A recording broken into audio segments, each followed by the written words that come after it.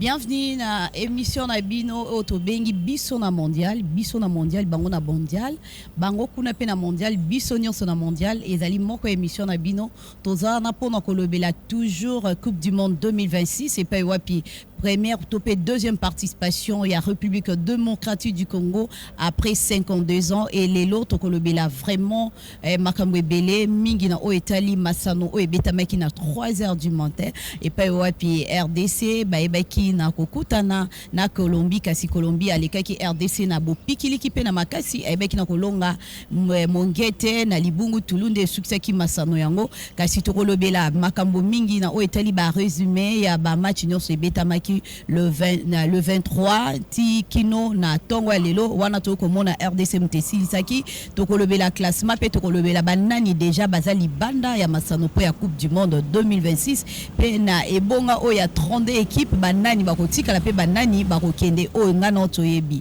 et nazanga mon côté na pesi mbote na innocent mbote na pe bienvenue mbote mama Betty Mbouyi merci lisusu et puis mbote na ndekonanga lor lelo. Merci na okuna mbote na yo lord lelo boni santé. Mbote na yo Betty Mbouyi et puis santé qui au makasi malgré quand même moi des fêtes wana mais pour se relever toujours puis mbote na ndeko innocent. En tout cas tozo mona moi mali les amuke kasi biso mali les alate pambate eza masano ndembo ezalaka moko longi moko poli ou be botke na matini nde tokendaki na Portugal et voilà tokobanda avec innocent pour na komeka kota la mingi penza o etali ba résumé ya ba match nyonso o elekaki na butu ya lobby. Bon, ma match ya mbutu ya lobby ezalaki ba match moko ya bien malamu ezalaki ba affiche oyo vraiment biso batolingaka bale tozalaka vraiment na souci ya kotala yango match ya liboso ebetamaki bongo na groupe K groupe oyo eza bongo ya RDC ya République démocratique du Congo et opposaki Portugal ya Cristiano Ronaldo avec l'équipe de l'Ouzbékistan de Kozanov donc Cristiano Ronaldo oyo azalaki bongo miwe na match ya RDC a réussisaki bongo ko signer un doublé lors de cette rencontre permettant ici à la formation de la Seleção d'empocher leur premier point dans cette compétition de la Coupe du Monde. Donc 5-0 Portugal face à Ouzbékistan et permettre bon au Portugal d'enregistrer 3 points à se relancer dans le groupe. Puis victoire l'issue c'est celle qui a Croatie, il y a Luka Modric côté qui point na bango ya côté 3 premiers points na bango na groupe wana permettre ba se relancer devant à Panama o ya salaki match na ya malamu parce qu'il a permettre quitter na ba Croate batsa babi et belé donc ba sukaki 1-0 puis troisième match il y a Butu yango ezalaki match o intéressant qui ba africain le match à Ghana face à Angleterre, il y a Jude Bellingham et Henry Kane. Ghana a avec le système Atlético de Madrid. Cadenance il y a derrière, donc a permis de quitter na Angleterre malgré les joueurs n'ont pas bon na kotabi match sukaki 0 but partout et puis match au betamaki na butu ya kota na mokola lelo na tongo intéressant qui beaucoup plus biso ba congolais et opposaki Colombie face à la RDC au République démocratique du Congo et Polaki 1-0 devant à la formation des Cafeteros il y a Colombie l'unique but ezaki bon marqué na défenseur arrière latéral droit il y a équipe il y a Colombie et permettre que na groupe wana baeba na ako se relancer na match na groupe wana et puis permettre na Colombie bazala bon qualifier pour la suite il y a compétition donc na Colombie victoire ne permettre bango pour que bazwa à 6 points pe bazala la première équipe à être qualifiée dans ce groupe K Oyo Léopard Azali et puis na Seleção ya Portugal. Merci Nayo Innocent da Fondo vraiment na résultat ya malamu pesi biso na Oetali Masano Mandembo na boye soki toza elongo tokokoba vraiment ko soleil pai wapi na kopesa maloba epai ndeko na biso Lord Lelo as expert ameka ko ebisa biso boni match yango ekendaki na Oetali ba point banani baza oboso ya mutu ya mingi penza ya groupe K. Merci beaucoup Betty Mbouyi. À niveau déjà il y a groupe K équipe bongo il y a Colombie on a déjà qualifié a gagné déjà 2 matchs déjà après avoir gagné match il y a premier match première journée face à équipe il y a Ouzbékistan c'est le score à 3-1 et puis les deuxième face à équipe il y a Léopard Nabiso il y a RDC l'équipe colombienne la tricolore de la Colombie occupe la première place du groupe K avec 6 points elle est suivie avec la deuxième prochaine équipe bon il y a Seleção il y a Portugal de Cristiano Ronaldo qui avait signé quand même son retour à Bakido na coup match Isbag il est de retour bon Portugal Cristiano Ronaldo bon on a 4 points dans la deuxième position. Et puis en troisième position, nous avons l'équipe des Léopards de la RDC qui ont 1 point, qui ont quand même les chances quand même pour se qualifier pour la 16e de finale. Et puis l'équipe de l'Ouzbékistan qui ferme la match avec 0 point. Merci Nayo ndeko Lord Lelo kasi na o etali groupe L ceux qui ont rappelé biso moi muke na ma o etali groupe L ming penza na ba point P bato baza oboso ya baninga ba mususu. Au niveau du groupe L, c'est l'équipe des Triangles. Les 3 lions de l'Angleterre au Bazar Bongo la première position avec 4 points. Et puis à part Bango, la deuxième position, nous avons bel et bien l'équipe du Ghana qui a également 4 points, qui avait quand même tenu en échec l'équipe de l'Angleterre. Nous avons un match moro pour plus de pays anglophones. Et puis en troisième position, nous avons l'équipe de la Croatie qui avait signé aujourd'hui sa première victoire pour cette compétition de la Coupe du Monde. Et puis enfin nous avons très bel et bien l'équipe du Panama, Ouazabongo na 0 unité. Merci Nayo ndeko Lord Lelo vraiment pour na résumé au petit biso ya malamu na o etala ki ba point pour na ba classement ya ba match ya groupe LP groupe K na boye tokolta le longo résumé ya match RDC Colombie au penza ebeta maki lobby na butu epai wapi penza moi moteme ko beta duku to ebite so to kosala isusu calcul topé calcul mental en tout cas to landa no moke résumé ya match yango.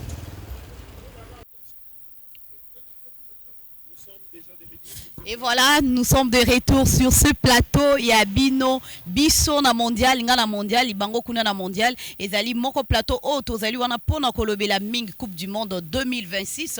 Na boye bomoni Bino Moko match pendenge et les kaki. Et pa wapi Enoch innocent na Lord Lelo batala ki match ango balala ki pongite tokolo ba boni bomona ki ba sano yango andembo nenge les kaki.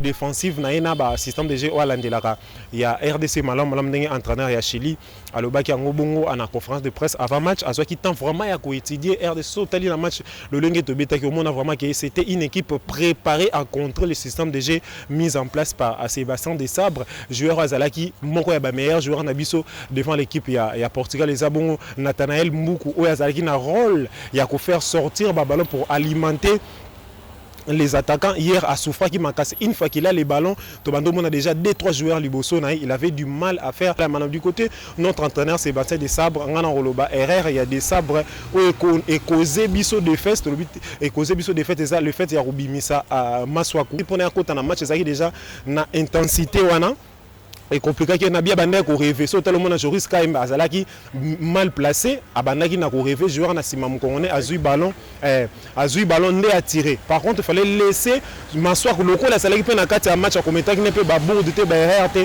fallait batika ba bakisaka ka Joris Kaim ay bana ko bloquer couleur na à partir ya likolo ndé yango epesa ki et puis ça qui vraiment passe ma casse pour une équipe nationale. Entraîneur aussi tant à moni déjà dans le système de jeu Tobeti il y a 3-5-D.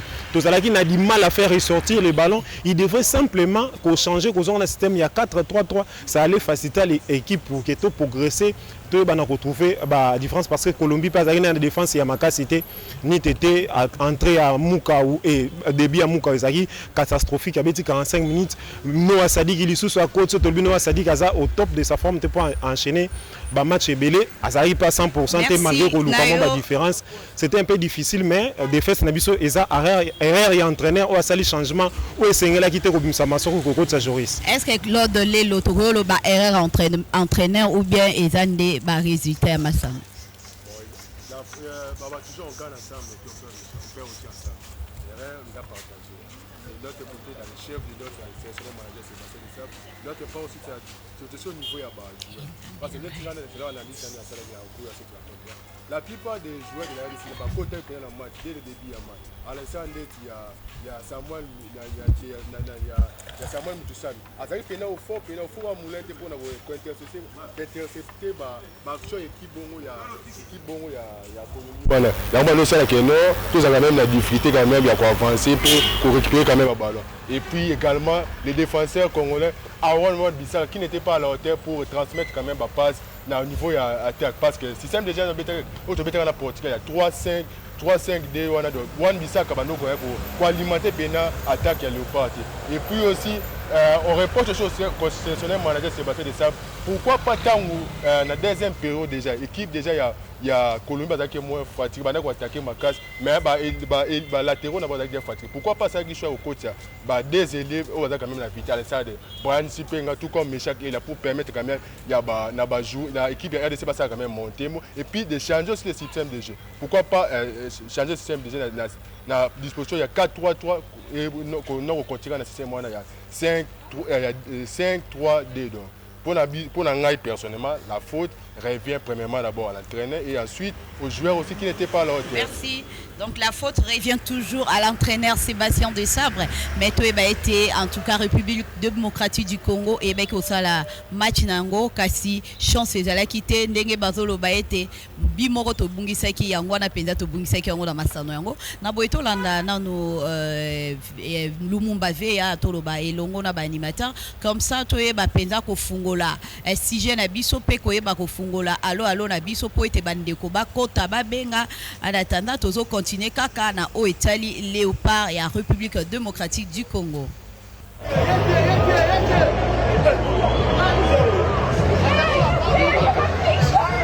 Hey!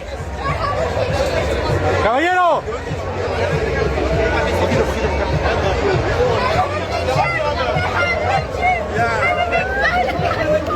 Teacher!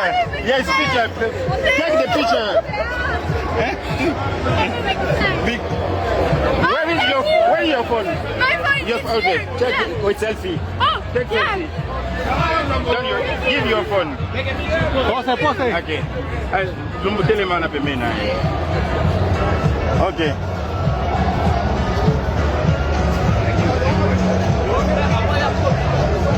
Okay. Thank you so much.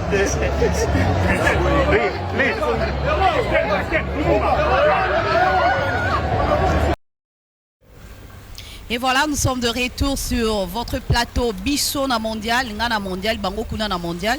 Tozo continuer na makambo Italie vraiment Léopard, na été Léopard a ebe kiko fuka maliboso ya Colombie, donc 0 contre 1. Yango esukisaki masano yango na o Italie masano yang dembo. Kasi na boeto lo ba ete na mingi penda o Italie qui vraiment Lionel Passy o azali moko gardien de but.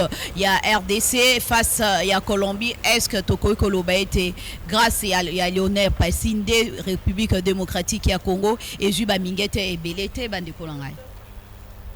Zapena grâce à Lionel Passy a sauvé quand même l'équipe RDC parce que l'équipe de Colombie a raté plus ou moins 8 tirs cadrés quand même les portiers congolais Lionel Passy les Havre bon à arrêter quand même et puis il y a un peu quand même faute à niveau de défense parce que charge il y a niveau de défense c'est là qui a une responsabilité comme plus à niveau de Lionel Passy mais Congolais pour réagir sur la Congolais non pas si bien que tu peux mais quand même pas mort bien pour enchaîner troisième match d'où les choix vont revenir quand la cause Sébastien Desabre pour déterminer pour la prochaine rencontre face à l'équipe il y a l'Ouzbékistan.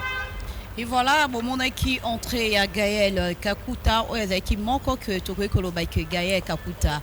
C'est qui un bon match par rapport que ils qui première titularisation naïe au sein à Léopard et à République démocratique du Congo. Inonce, comment tu as trouvé Gaël Kakuta? Malheureusement, Gaël Kakuta n'a pas joué cette rencontre. Dommage. Kakuta, depuis le Coupe du Monde des bandits, a bétité à ça toujours dans bande de touche. Mais au moins, joueur au match à l'OBC, le même joueur de match contre Portugal, entraîneur a changé 11 de départ n'a été. Joueur Oyo à Sala Oyo, tu découvrir dans le deuxième match, tu découvrir que j'allais parler de Maswaku. Mboukou a béti pour la première fois, joueur Nyonson. Mboukou a béti pour la première fois dans le match à Portugal. abetaki à côté pas zalaki à quelques centimètres pour égaliser pour l'équipe ya RDC. C'est l'unique frappe au RDC tiraki pendant 90 minutes. Première minute tir cadré.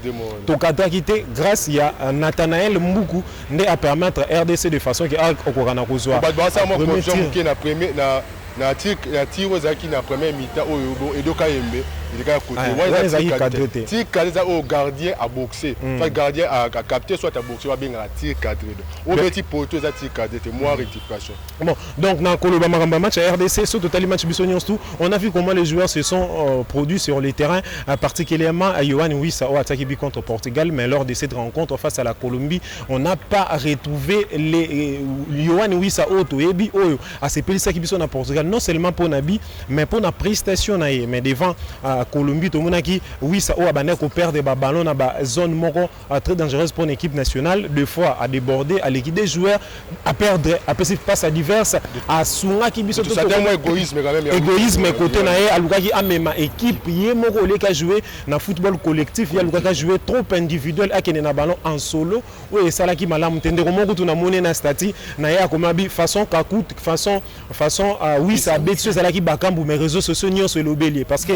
oui ça là qui beaucoup égoïste bappel en profondeur à bakambu bandaki ko servir yete ya bani comme ça bando servir bando luka atabiye moko tellement à ça là qui sirse mais balle ezalaka football ezalaka jeu collectif placé à servir ezalaka jeu collectif banza pas pour ça que dépôt moko ya bien trop égoïste ko servir militaire médiateur ça là qui en retraite pour à égaliser résumé il y a match entre Portugal et Ouzbékistan oyo azali moto ya suka tokokuta ne poto ye basoki tokoleka tote na boitola na no match yango oyo epai wapi Portugal egagnaki na 5 buts à rien yango eyebaki kopesa lisusu makasi na Portugal bayeba na kozwa ya bango 4 points.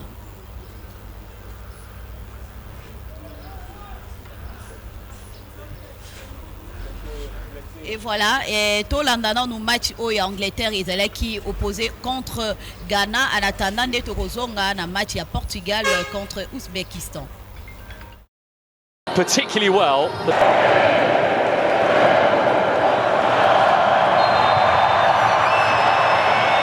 Only the second time Urenchi looks so assured with it when he gets it. Comment Ghana a voté la nuance pour que Aeba Kozongi sa place né ou Ezaki Nakala. Mes chers amis, comment vous avez trouvé résumé ni topé l'ertir ni beaucoup que ça là entre match à Ghana et Angleterre lors de l'élo. C'était quand même une très belle affiche entre les pays colonisateurs, il y a deux pays colonisateurs avec beaucoup Ghana et Angleterre et puis colonisés avec beaucoup l'équipe Angleterre. Donc tu vois quand même en termes quand même il y a production à jouer Angleterre c'est à la hauteur. Mais les Ghana il y a qui plus à jouer quand même un système défensif pour bloquer le rôle là. Zéro bêta match le système de jeu a toujours m'a dit bêta de Okanga Sima et puis quoi avancer dans ça c'est bon. Donc Ghana au cours du match il y avait 18 tirs pour l'Angleterre contre rien que 2 tirs cadrés, 2 tirs il y a niveau il y a l'équipe il y a Ghana les Black Stars Ghana face à les 3 Lions il y a l'équipe Angleterre. Mais dans l'ensemble tout le monde peut quand même progresser à niveau à Ghana parce que Ghana va quand même mono à niveau là-bas tu vas Ghana Ghana je senti que non car à l'époque il y avait la génération dorée de Ghana Samoa John Mensah et consomme Ghana où il y a Semenyo où il y a Manchester City il y a joueur belé Yaya les consomme mais ils ont quand même bien et puis Ghana permet de pas zapper garder toujours Fontaine à Bango il y a deuxième en Ezeko il y a 4 points et ça donne aussi des chances de pouvoir se qualifier pour les 16e finales de la Ligue de cette compétition du mondial 2026. Mboka Inonce Ndafondo, comment tu as trouvé le match et la prestation et l'équipe nationale ghanéenne, comment tu as trouvé parce qu'aujourd'hui ils ont 4 points et qui n'ont tenir Angleterre en échec, Angleterre au yaouté ko beta na babibotou na ba première journée na face à Croatie mais Ghana a télémé là qui est vraiment. Bon, moi je suis satisfait de la prestation et à Black Star et à Ghana. Et surtout quand on regarde en face le tir en lance, c'est un lion qui n'a plus de dents.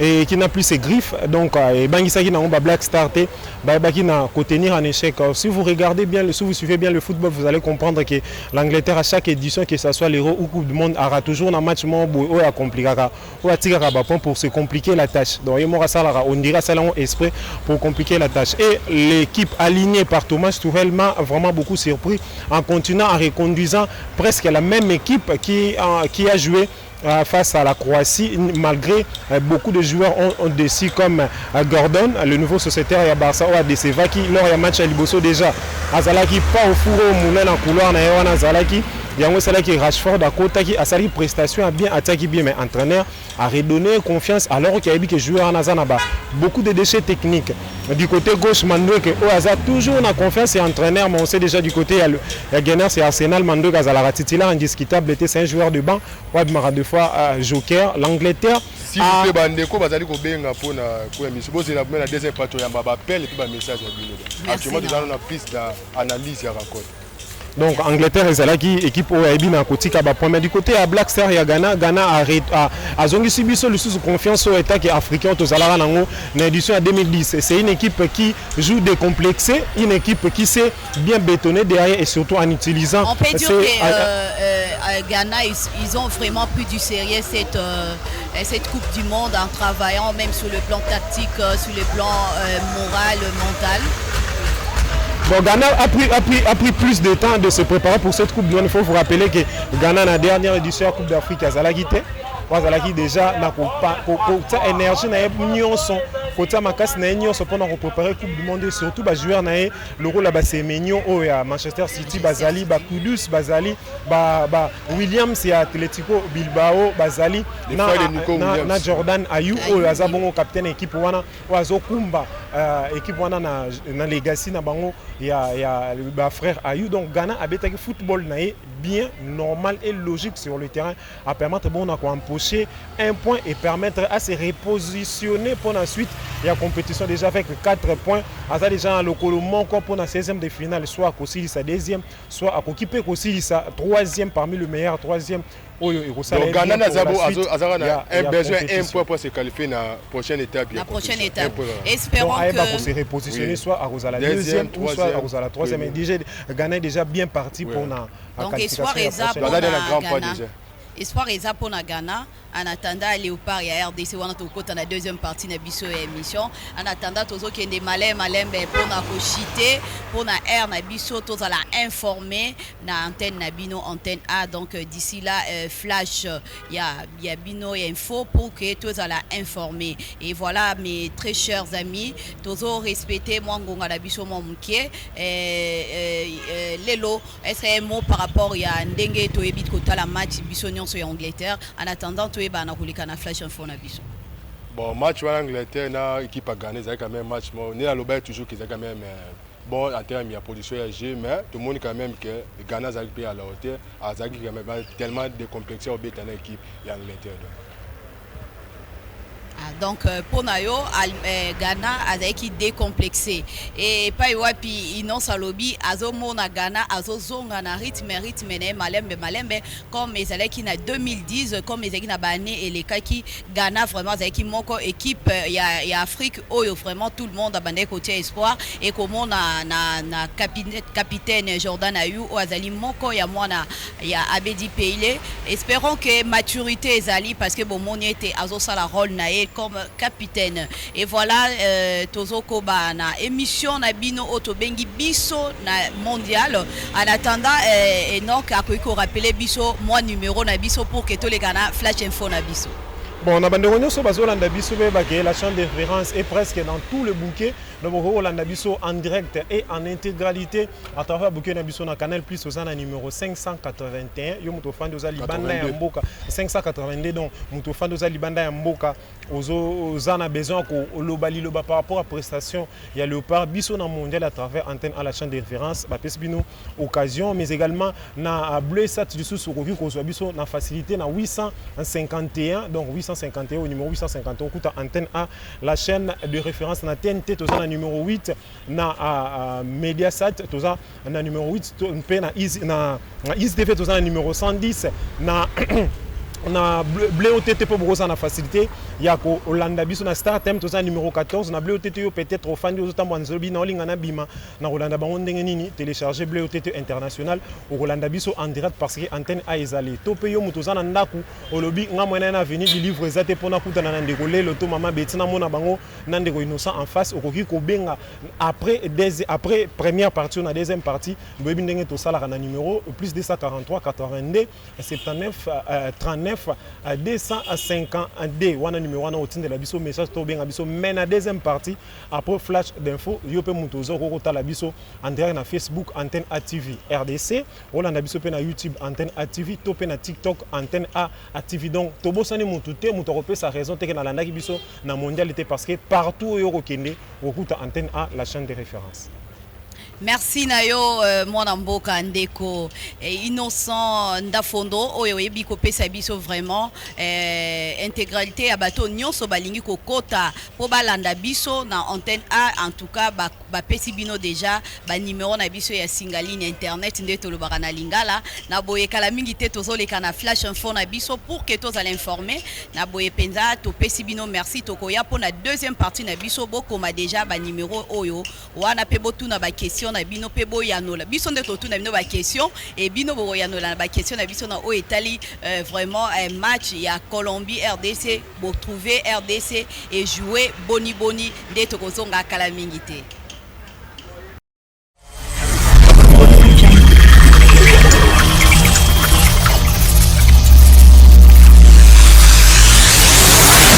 Audio Jungle. Biso na mondial, nga na mondial, bino kuna na mondial, biso nyonso na mondial et tozoko ba na émission na bino oyo bolingaka oyo ezawa na kaka 100% football 100% Coupe du Monde 2026 ndenge na ebsek bino toza na ndeko na biso Derrick Kazadi oyo aza moko ya ba journaliste pe analyste sportif akoyeba akosala biso moi lecture na oyo ezali mutuna to mona kike na ngambo ya Colombie tant ba yeba ko changer ya bango capitaine Abima qui peut to moni entrée ya Johan Quintero to mona ki changement kasi na ngambo ya RDC changement ezala kité okoyiko lo ba boni changement salami kasi to moni mbongo na te na o etali ebete lumasano nde to nito lobela. Je ne vois pas les choses na angle na bino wana pourquoi parce que Ingo Baté soki entraîneur ou asali changement au pe sous fois salaté. Nous ce qui n'a selon perception arrive là-bas maman. On a l'habitude de voir les joueurs Joris Kaembe avoir l'habitude de Yaroko Telara Maswaku. Et d'ailleurs, lors du match contre le Portugais, c'est lui qui était entré lorsque Maswaku est sorti fatigué. Il y a eu l'entrée aussi, il y a un joueur local là, Simon Banza qui était bien entré à la 60e minute avant même la sortie à capitaine. Il y a équipe portugaise, voilà. Et on a vu aussi les changements de Noah Sadik juste avant après la mi-temps. Et ces changements avaient en tout cas apporté quelque chose. Alors je pense que ce qui a fait mal, c'est que il y avait juste la déconcentrée équipe qui savait bien jouer défensivement et une équipe qui était trop technique. Alors pour rencontrer RDC techniquement, mais la coach c'est la même chose que le coach colombien à Lobaki, à Lobi que à Talakije à Ebis défense il y a RDC. Tout à fait. Et Tolobabi surtout Talagi l'ertir malam mutenangambo ya Colombie. Non, même pas. Mais vous savez que l'équipe wana azana ba joueur baza trop rapide. D'abord la première des choses, trop rapide. Ba joueur physiquement baza fort, ba joueur baibi ko tirer na musika. Alors ce qui a fait que les systèmes de jeu mis par l'entraîneur, en tout cas le système de jeu wana, c'était le système à adapter dans ma équipe à Colombie. C'était le système à adapter l'équipe à Colombie. Donc ndenge Sébastien Fauché pour nayo a fauché. Je pense qu'il n'a pas vraiment fauché, c'est la réalité il y a match wana en fait. Parce que vous allez voir que jusqu'à 76e minute l'équipe colombienne a cocaïté. Donc ni était la déconcentration et ça la marina ba joueur na biso bi penga ekotate. Ça veut dire que la RDC allait réussir donc son pari. Donc ce qui fait que nous avons perdu ces matchs avec un but d'écart au toza na moins 1 aura ndeko Derrick penza na analyse malam o sali pona match wana kasi tozomona ke ndeko Derrick ye aza toujours na kondima lobia ete tokobeta bibotu na ngambo ya Ouzbékistan pona finale na biso ya 3e journée ndeko Lord Lelo tomonaki ngana yo prestation ya gardien de but na biso lelo azali parmi 20 après 28 ans toye komona ke gardien oyo ameki koyamba kolongola au moins 5 tours cadrés et puis azali moko o penda asali ba parade oyo vraiment dit jamais vu et c'est la toute première fois tout le monde a vraiment Léo Passy aeba na ko sauver équipe nationale congolaise. Effectivement Betty Lionel Passy azali gardien mo et ça vous première fois parce que déjà un match bêta si on a vu pas un match éliminatoire il y a mondial il y a CAN 2023 match au gagné Gabon 2-0 dans Gabon on peut passer avec avant tout de la Tcharabi pour ça Lionel Passy déjà au fond de la rencontre a fait tu vois parade de bien dans pour match et puis il faut récidiver on peut le bisu les lots du tout na tongo malgré des fêtes mais le monde qui a zaki pena aider au total la salle 8 parades 8 tirs cadrés qui bon et l'équipe il y a Colombie était parce que bien Colombie il faut aussi comprendre aussi qu'il était quand même aussi un but contré par les défenseurs congolais Steve Kapouad puis on s'est fait dévier peu ballon dévier une trajectoire à ballon et on s'est fait que Lionel Passy à la finale à côté mais dans l'ensemble on a senti quand même aussi niveau n'est sur depuis match à Portugal à Zaki à la hauteur mais les autres a battu un pas de plus dans ça c'est bon et puis ça peut garder sur l'équipe nationale à l'instar de Mathieu Paul tout comme Mathieu Timothy Fayulu merci Nayo pour la concurrence ma casse là Lionel Passy aller avant. Merci Nayo, espère Dabiso Lord Lelo. Tokozwa inonce ndafondo azali moko penda déjà ça déranger pas ba téléspectateurs mais avant ayamba ba téléspectateurs na question na biso et tout nani et lobby était toko ba entrée à Simon Banza et il y avait pas de précision les gens d'autres personnes demandent il fallait à la place de Simon Banza il fallait Fiston Kala la Maele. Déjà c'est pas le même Simon Banza centre il y a quoi ça peut être na de barasa makasa balo aérien na football avec différent ba kamboza ba centre ya profondeur puis qui sont kala na maele et déjà na hiérarchie wana neza sino kala na maele a deux de plus lié ce qui hasard na ko utiliser le rôle à joker né et permettre kana époque a créé un peu de différence na terrain mais Simon Banza déjà lors ya match à Portugal trop tanaye to monaki ke a changé qui au moins jeu na système de jeu de Zobeta wana et Zalabo taille naie et puis style de jeu na Zala beaucoup plus avantagé na équipe nationale ya RDC de façon que quand ça la point nous na le lingue concernés mais il y a trop de problèmes concernant la joueur de l'équipe bakoma na bango ba coach bakoma na bango ba entraîneur bakoma na bango na ba lolenge nyonso ya ko mona lolenge nino beta mais concernant le match de la RDC moi j'ai beaucoup plutôt aimé les systèmes de jeu mis en place par l'entraîneur Lorenzo Oyazabongo ya Colombie. Il a étudié l'équipe nationale de la RDC, les systèmes de jeu, a trouvé ma faille et il a travaillé sur ça, mettre équipe en place Oyo. Et au contraire, RDC peut mettre RDC en difficulté. De l'autre côté, c'est Bancé des Sabres a gardé la même équipe, même système de jeu na Portugal, mais en face c'était la Colombie, c'est un peu différent na Portugal quand la RDC était dos au mur, première mi-temps, deuxième mi-temps, on défendait bien, mais du côté offensif, ça a parlé chinois. L'entraîneur avait aussi la possibilité de changer. Pourquoi pas mettre 3 attaquants devant au lieu de garder toujours ces systèmes de jeu de 2 avant-centres. Apport il y a joueur le rôle à Sipenza na dribble na vitesse na débordement ça allait être une très bonne chose et surtout avec la présence de Simon Banza il y a vraiment bien ma casse pour l'équipe nationale et aussi de l'autre côté débordement Théo Bongo na provocation au moment où ba défenseur wana baza na mwa mbangu ya ko matali kolo banga batika ba espace derrière Théo Bongo na topé mais chaque il y en a ba centre na ebelebe la tête ça allait au moins aider Simon Banza de façon qui a marqué de la tête surtout c'est un joueur qui joue bien de la tête.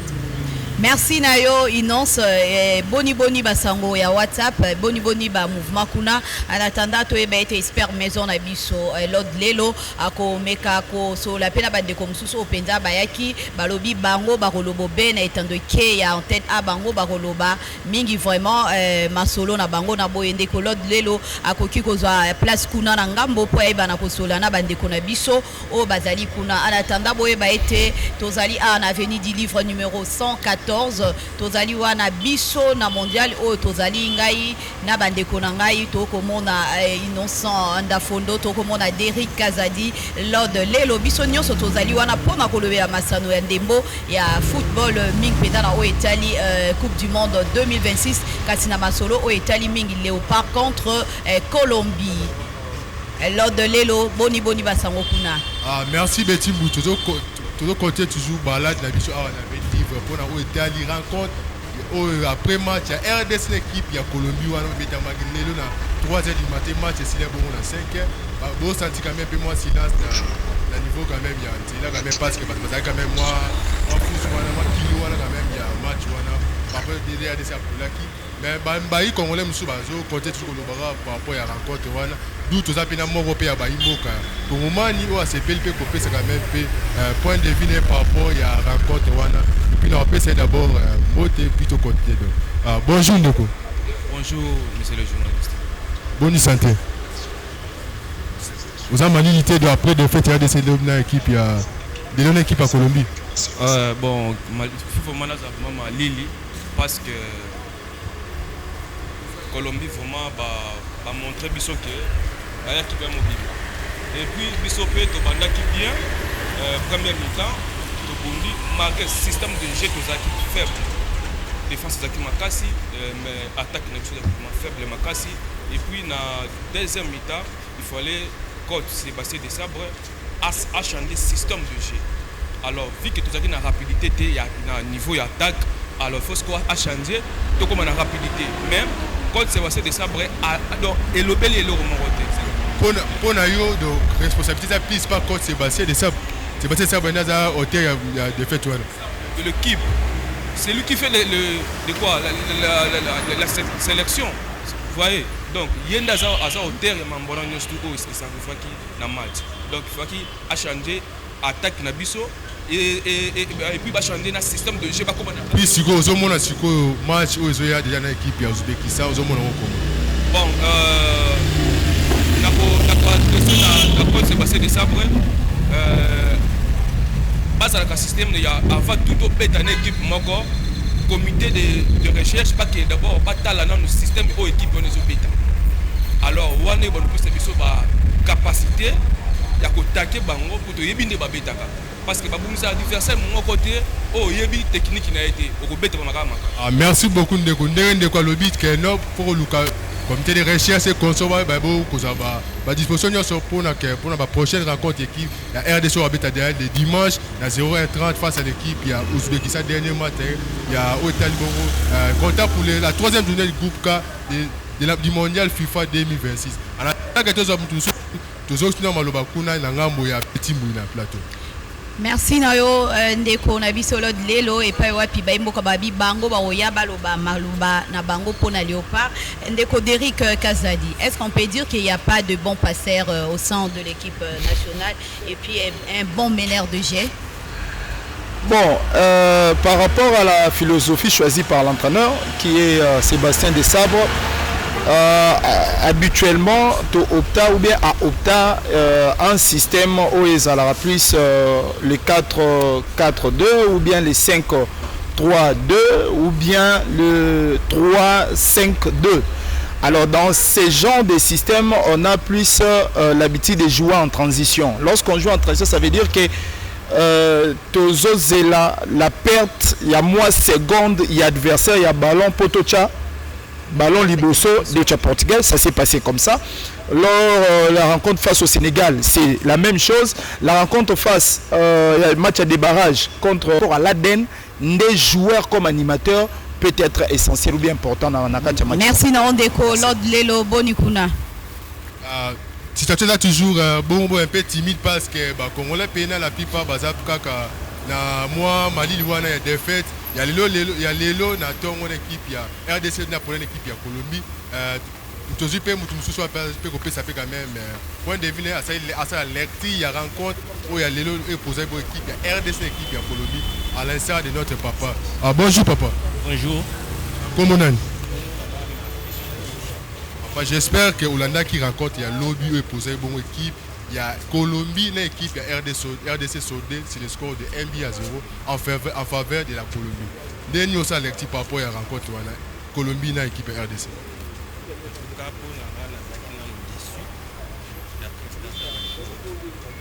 Normalement, l'équipe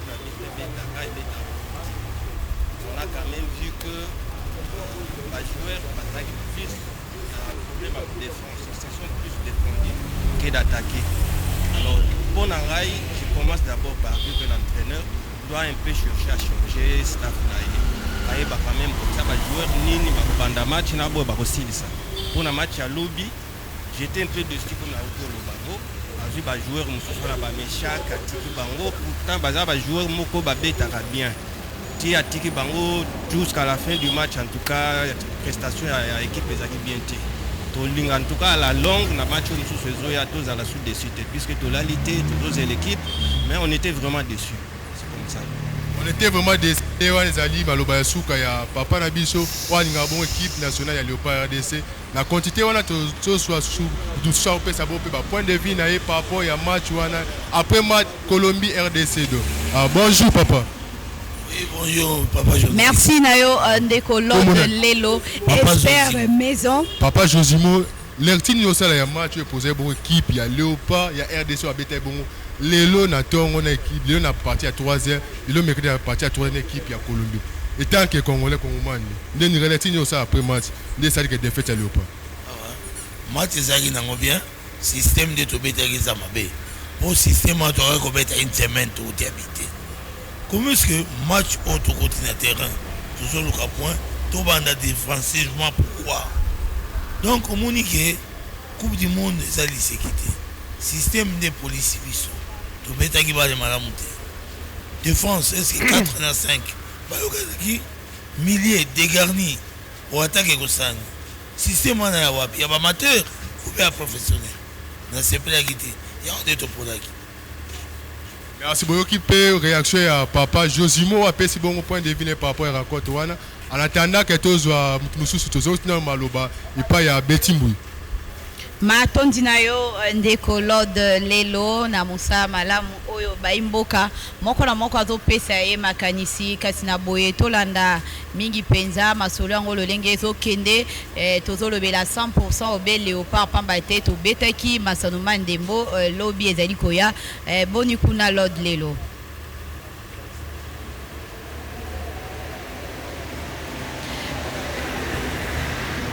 Lord Lelo azala Ndeko kuna boni. Dans la continuité toujours de notre micro baladeur après match Colombie RDC sur le score de 1-0 en faveur de la Colombie.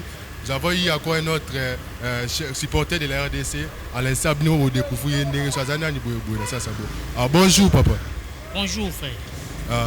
Comment on est? Monsieur Faustin Kakoulé. Monsieur Faustin, j'espère que vous avez très bien suivi la rencontre d'aujourd'hui entre l'équipe de la RDC face à l'équipe de la Colombie. Comment est-ce que vous avez fait la lecture de cette rencontre de ce mercredi matin? Bon, compte tenu de nos attendements, vous savez que le vieux gagne ce match. Alors, ce qui est là, c'est que peut-être c'est notre coach ou soit le service technique qui nous a peut-être déçus. Alors, ce qui est là, on peut vouloir c'est que puisse voir comment changer pour voir comment espérer à une victoire au prochain. La troisième rencontre. Troisième rencontre quoi. Donc ce qui est là, nous sommes toujours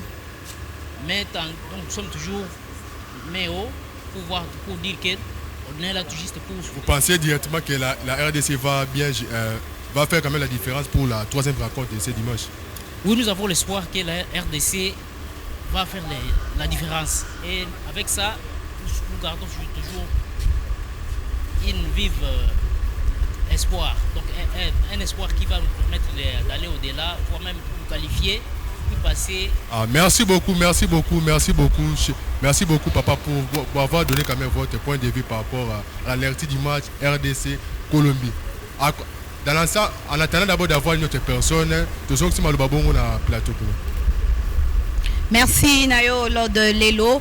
Ndeko nanga innocent na moni téléphone elinge pasuka pona message. Bandeko balobi boni kuna ba pesi makanisa bango nini pona comment avez-vous trouvé l'équipe nationale congolaise? Tozwa ndeko atine biso message depuis Goma a insisté mingi abanda ko benga. Bonjour. Natindeli bino voce ya partir ya Goma. Nalingi naloba boye peut-être beaucoup soit temps ya koyambanga te parce que ba auditeur bakozala pe mingi mais ngai naloba boye linga nanga eza mabe bolobi ke bokutuna moto na moto apesa impression na ye mpona prestation équipe nationale. D'une manière générale, cette équipe a progressé avec M. Desabre, ça il faut le reconnaître. De fait, ça a match. De fait, Coppola devant Colombie ne signifie pas que l'équipe a totalement démérité. L'équipe a fait ce qu'elle devrait faire. Et la victoire ou encore la chance était du côté des Colombiens.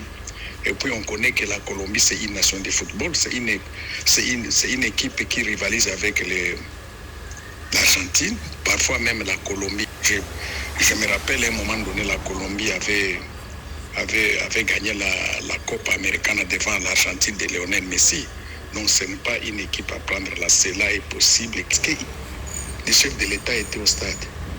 Est-ce qu'il n'y a pas moyen que Mokonzi aussi asala lisusu déplacement akende ko booster mo ville ya Goma tozwa ba SMS msusa lobi ba nyokolinde gardien soki ezalaki ye était mbele tozwa ki ata 4-0 mais basala permutation na poste ya D na 11 non na D na 11 non 7 na 8 na 9 OK c'est Papi et Simbu depuis Kinshasa ndeko msusa akomeli biso alobi bonjour antenne AG ezali ngai ndeko dangote na province ya sud Ubangi depuis ville ya Zongo Léopard abeti calme bien mais problème ezate entraîneur eye bakosala ba bon choix bongsa mupanzi ya attaque et message ya suka. Alors Nabino par contre ça message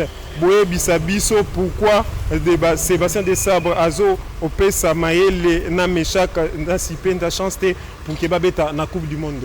Merci Nayo Inonce Ndafondo pour ba message ba tuni pe motune pas coach. Espérons que coach aroye ba koya no la kasi ezali choix par rapport ndenge lobi coach Olben abiso été na entraînement batala comment ba joueur ba on s'est donné pe na ba dernier match na bango de sala ke ye coach aye ba ko sala choix na ye malamu et pas ya ba joueur. Et voilà tozali na de Chris Derrick Kazadi tozana l'autre de Lelo Openda ou la biso ba vie ya population pe tozana innocent Ndafondo bango bazaki wana na biso pour kolobela vraiment spécial Léopard pe spécial no Masano ya ndembo ya Coupe du Monde 2026 awa na chaîne na bino référence antenne A. Et voilà pour na kokende malembe pour na ko chiter na émission na biso tozongeli sunde ko na biso Derrick Kazadi ndeko Derrick Kazadi soki seulement aux 8 places lokola coach Desabre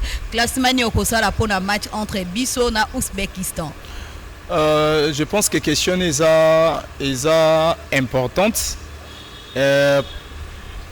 11 de départ na ngai rozala na opé sa chance na Ipolo déjà côté gardien de but. Axe central na tiki Chancel Mbemba abeta normal na Twanzebe cette fois-là Kapwadi avandi na ban et mon pandi na ici le joueur Wan Bissaka comme toujours latéral droit latéral droit na ici Wan Bissaka côté gauche na ici Maswaku na milieu de terrain j'aurais besoin en tout cas là les andengenga na zomone là j'aurais besoin ya Maswaku et comment il s'appelle Mutusami na milieu Noah Sadiki et puis Mukaou Azalamwa Liboso. Alors, mi pandi mi balé na titularisé Chipenga, na beti Penga na beti Bongonda et puis na pointe na beti ici Simon Banza. Donc bakambu na wisa 2 matchs basali bapé manano pour que total ba o musu batika na basse qu'ils vont apporter na 11 départ. Ça veut dire le 4-3-3 normal de façon que merci un mot pour l'émission parce que nous sommes à la fin. Merci à toi, merci na ba téléspectateurs Bavandai Balanda Ibiso et puis na Baninga Baraki sur plateau. On est là toujours. Merci Nayo, analyste maison. Donc, Moto Maël, donc là, d'ailleurs, peut découvrir Kalamingité. Ah, toujours dans le plateau Nabino, il y a Coupe du Monde 2026. Est-ce que innocent, Moto les aboyés? Est-ce qu'il fallait Tolo Babakambu, Naoui, ça va, on est responsable échec? Il y a résultat autosuite. Tu es responsable, entraîneur à Saliso aligné sur le terrain. Batobele basé la résumé prestation à joueur par rapport à Bim, il faut mon appel apport à joueur sur le terrain. Le joueur ne peut pas marquer mais faire marquer les autres, il peut aussi contribuer sur le plan défensif, sur le plan animation et jeu. Donc Cédric Bakambouna oui ça baza ba responsabilité, baza ba joueur locaux là ba misusu et ça ba joueur Simba et ba joueur Simbarte. Ceux qui téléphone couteau muto ça les ont plantés. Et bon on to muto peut procéder dans moment aux anango bosenga pour le match à Colombie et Simba qui te mettre le match à Ouzbékistan. Et aussi ma place dans la région d'Eric Kazadi dans le ligne à l'objet d'un système de jeu. Entraîneur a gardé 4-3-3 parce que dans le match où on a besoin de gagner, peut-être gagner dans Babi et Belé. Mais côté à joueur, moi je préfère encore une fois de plus titulariser Cédric Bakambu dans pointe et attaque. Si Pendas à la Lissou comme joker, Ata oui sa côté gauche, Ata oui sa titulaire côté gauche, si Pendas à côté dans la deuxième mi-temps pour que et ça la bien équipe et la moukaton si Pendas à côté ça la maramba bien, mbang pe à Meshakelia. Ça va beaucoup nous aider. Merci Nayo Inos Ndafondo et Toko Peta Malobana biso ya sukepa ya ndeko na biso expert maison na kombo ya Lord Lelo po apeta biso moi Malobane moke mingi penza na o Italie gardien de but Lionel Mpassi ya Léopard ya Congo démocratique. Merci Betty Mbouido. Na niveau na ya Kaya Lionel Mpassi. Moi, je souhaite à ce que pour la prochaine rencontre, qu'on peut toujours le garder toujours la perche déjà. Et au niveau de la défense, là, je continue toujours avec l'axe traditionnel, avec notamment Chancel même le capitaine des médias, avec Axel Touazébé. Comme aller arrière, latéral droit, Aaron Wan-Bissaka, latéral gauche, Active Mansour pour nous, milieu terrain, Tobabo, numéro 6, Anaël Mukaou, et puis numéro 8, au niveau du milieu respirateur, nous, on s'est dit que puis, autant que disent Naël Mouka au niveau de l'attaque, on garde toujours l'attaque, sauf qu'on puisse pas changer quand même numéro 9, bâtir bande de la place à Bakam et puis d'un côté bâtir Wissa et puis de l'autre côté Meshak Ele. Merci Nayo, bomoni wana ezali classement ya Lord Lelo, lokola analyste et puis lokola coach, ya ko sepela été gardien de but, Bachanzi était toujours à la tête ya Léopard. Et voilà, nous sommes vraiment à la fin de notre émission. Totikale oben ba minute muke na boito pesana no matondi na équipe na biso mobimba technique o ba koti biso na banda na bino sans permission na Kalambai. To komona les grands réa Dido o ependa azali au four et moulin, je vois Pati Bouzi, je vois Merveille Mouyenga avec Ikuna na régie finale et Longo na Osé Dokolo pour la production pena boyena combo ya Osé Dokolo to ebi na ko souhaiter joyeux anniversaire na ingénieur Kifa Balabala Moïse Simba Mobutu Joséphine pe pasteur Abbé Kasongo de l'église Cité Siloé et boutique Amida le fils sur Tiela et Kabinda commune de Kinshasa pe madame Brigitte Bila Amba depuis la France et puis Mboshilo Kinzonzi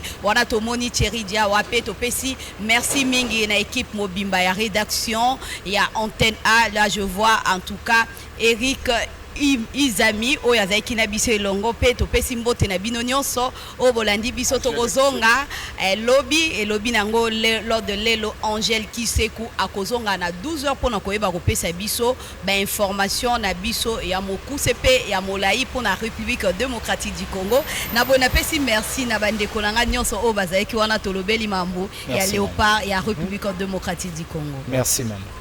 Merci Tolanda Peto Sukisi na nzembo la biso ya Fimbo parce que to repeta Fimbo na Ouzbékistan.